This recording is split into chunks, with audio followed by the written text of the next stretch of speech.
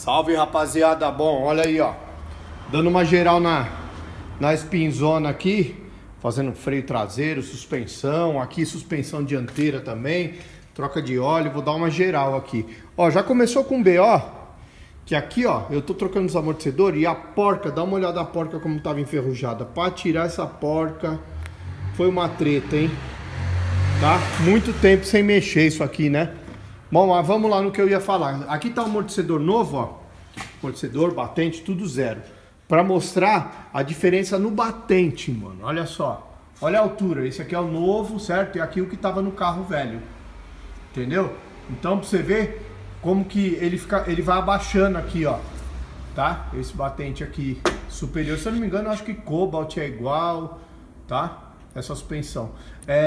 Isso aqui faz muito barulho quando você tá andando, devido a essa folga que dá aqui, ó. Tá? Fica batendo, fica fazendo uns clock-clock lá quando você anda. Tá bom? Então é isso aí. Falou!